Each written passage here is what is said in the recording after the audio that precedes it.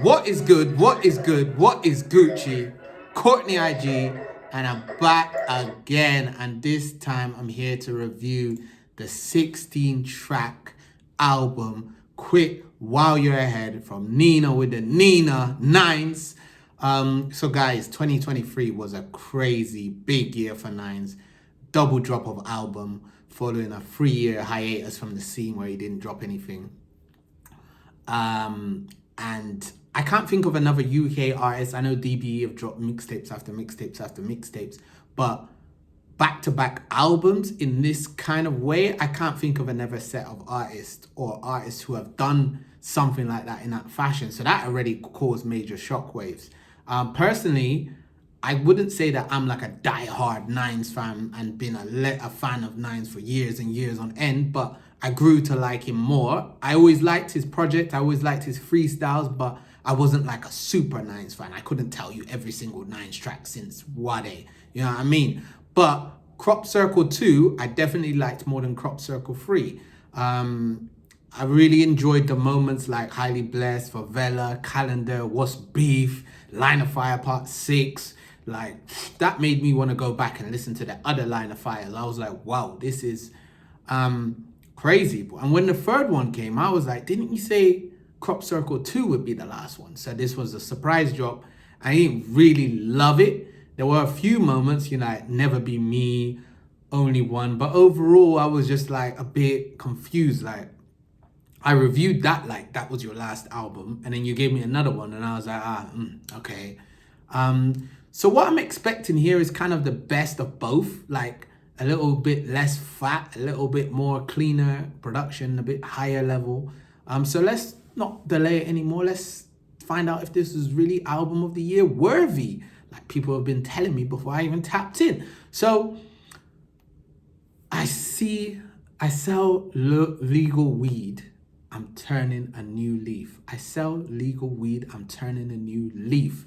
Nines brings us into this project with soulful production, reflecting on his journey from street hustling to becoming an entrepreneur globally.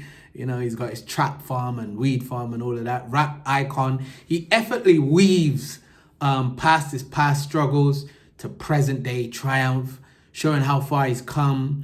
I really rate how he dropped some voice notes from Capital Extra, the fans on the street in the intro to really show like what his presence means in and outside of music. So that was really a nice touch. The legendary duo of Skrapz and Nines comes together. I think one day they're gonna drop a joint album, let's be honest, on Champagne Problems, which really captures the essence of their careers. It gives us that sense of nostalgia, ambition, celebration of success with lines like signed to Zeno Records and it came with a brick. Like, that's as road as it gets. Like, you can't get more road than that. Well, Nines is still skilled enough to give us like imagery of the women. You know, he's going to say my chick's body parts look like state of art or something like that. Like, it's the complete juxtaposition. I really like that. Skrapz, of course, steps through naturally and gives us that grown man clean feel as well to it.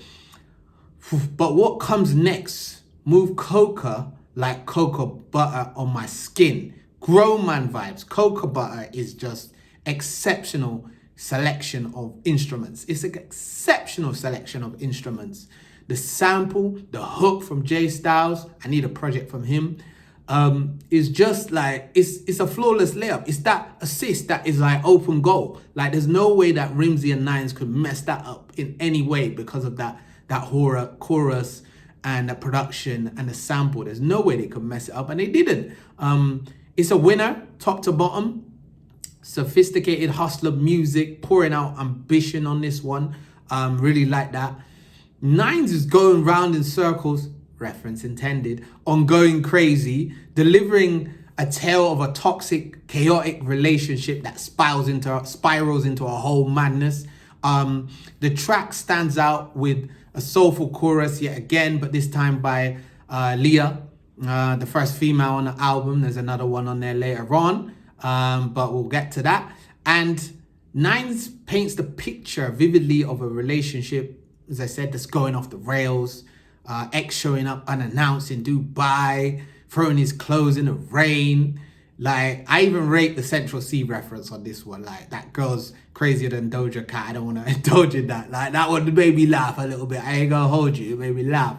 And the vibe briefly switches up from the Gallem space into Another Million, with Nines teaming up with a frequent collaborator, I think label mate, Northside Benji, whose motivational melodic hook oozes that sense of grind and ambition again, which is a common theme throughout the album, before we go into Pray For Me, which is a switch up, but a good one.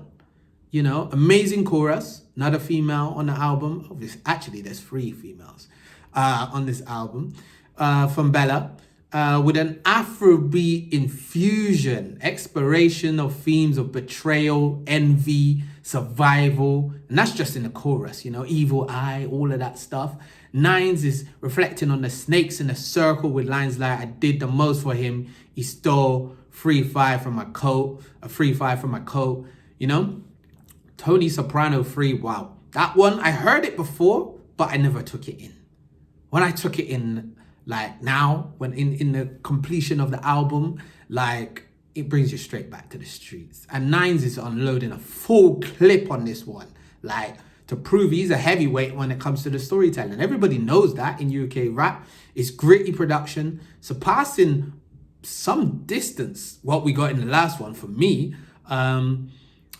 He's reflecting on the past again, pressures of success, navigating treacherous environments, flying girls to Italy, luxury watches, carrying a ting to school, like, whilst mixing that all in with references of BMF, Jay-Z, and it's just like, after that, he's just saying it ain't cap, like, straight after, it ain't cap, like, this is not a bar, this is cap, he's letting it know, like. And Shocktown shows up on a bouncy, energetic Johnny Cage. I haven't heard from him in such a minute. It's been ages, like since New Waving days. I think that was 2017, 2016, something like that. But it's an absolute swagger, bop straight the way through. I wasn't sure K-Trap was going to fit on this, but he did.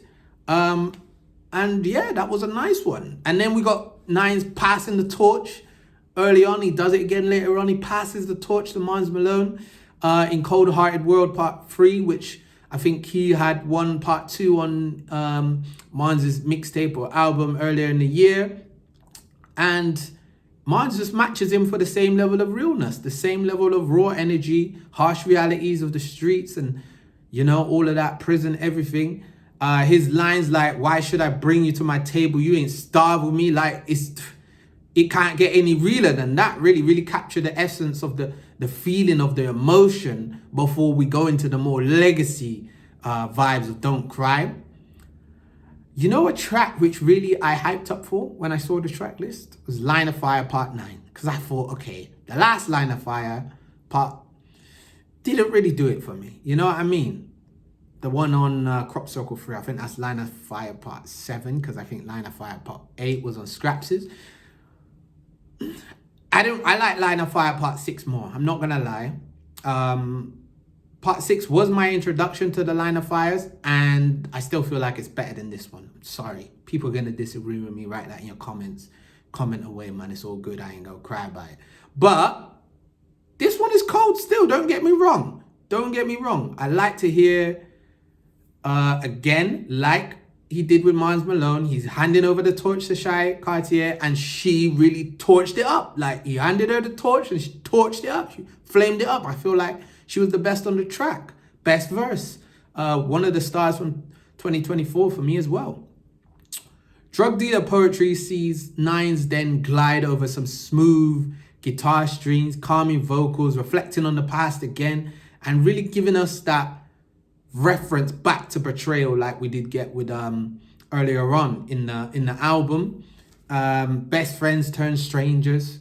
That's the way it goes, you know? Real yet again. And the outro, which comes to wrap us all up with Gappy Ranks, again takes us on that journey backwards to the streets behind, reflecting how rap helped him stabilize his life from the streets, but looking ahead to the quieter times with the family, knowing that his legacy is now solidified. So, guys, to wrap up conclude this album was crazy. Production crazy.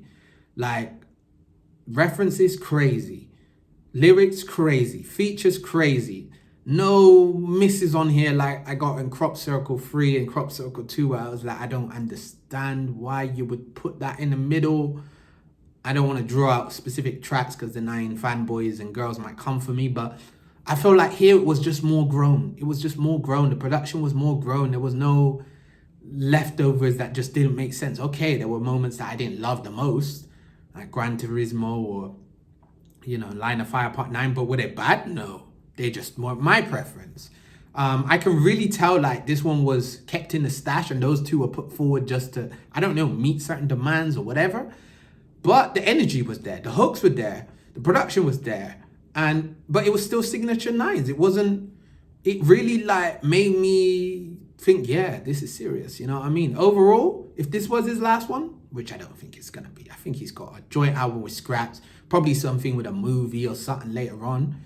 If it is the last one, then what a great sign out it was, much like I said in Crop Circle 2. So yeah, you know what to do, guys. Oh yeah, top 3. Sorry, I was about to wrap it up. Top 3, Cocoa Butter, Pray For Me, Tony Soprano 3. 9 out of 10, yet again for me. Yep, this is definitely in one of my favorite albums I listened to this year. You know what to do, guys. Like, comment, subscribe, inspire, enrich.